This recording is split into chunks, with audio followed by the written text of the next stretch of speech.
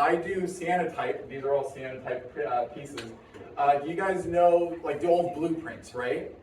The old blueprints where you would, put it through, sometimes it was a scanner, but it would produce these blue and white images, right? It's the same chemical process. It's a two-part process using these light-sensitive iron salts, and you'd mix them together, put them down on the paper, and then expose it to some kind of UV light. So I have an exposure unit that uses black lights, and those black lights expose over the course of 15 minutes or so. You can also put it out in the sun, which takes about 10 minutes or so, right? Which makes it really attractive, really fun. And then you wash it out, put hydrogen peroxide in to sort of activate it, get that deep blue. And I gotta say, it's like the closest thing to magic that I get to experience from time to time. It's gorgeous, right? I started getting into cyanotype back when I was in community college, and I was working on my first major piece, which is that altar back there. And I had this idea in my head of wanting to, express this large idea that I was working on, thinking about old icons and old Christian religious work. It's not mine. It's all good. Old Christian religious work, and I wanted to build this giant sculpture, but I'd have to draw all these things out, and if I wanted to draw everything out, it'd take me months just to do those images. And my professor, Susan Haas, suggested to me that I pick up a camera and I just print everything. So I, of course, rolled my eyes at that, but having the respect I had for her, I went ahead and tried it, and I really fell in love with how fast the process is and how it worked for me, right? I could come up with an idea, pull the image, and get it printed within the day.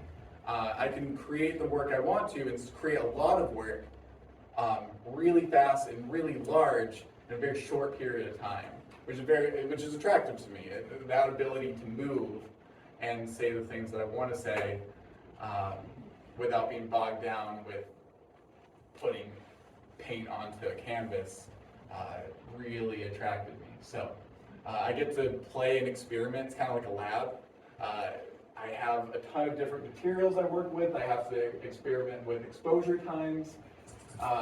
And over here, when you guys get the chance, you'll see some of my test swatches where I'm working between 40 and 70 minutes, which is what my exposure unit takes to expose an image, as well as different chemical compositions. So there's a 10-10 ratio, which is what I typically use as my standard, and a 20-10 ratio, which is more classic to what it is, but you'll find that there's, more blue shadow in the 2010, and it creates some different artifacts. So it's fun to play with the materials that I have. I also work with, that's all Japanese paper, but I've also used muslin, which is what all of these are. I've used linen. I've dyed the muslin, so you get a color behind it. And it just allows me to play and experiment. And when I do that, that informs the future work of, oh, well, I know this does that with this, so let's pull that in so I can talk about this. So that leads into a good point of what am I actually trying to talk about? What do I like to talk about with my work? And an overarching theme with what I do is I'm really interested in sort of high art, and this can include your old icons, your chapels, big art, right? Massive statues, and bringing those down to topics that are more irreverent, more mundane, right?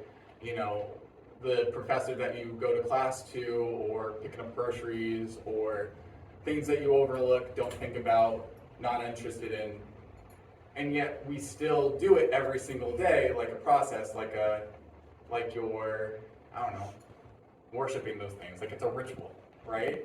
And so the processes are the same, but we don't hold them the same height. What if I took those ideas, pulled them up, in a weird way, bringing that high art status and pulling that down and putting them on an even playing level, right? I hope I can make these ideas a bit more accessible and a little bit more interesting to start engaging with these higher questions that I have, which is, what is our space in contemporary life, right? What are we engaging with, and how does that reflect thousands of years of making art and looking at them? So, yeah, thank you.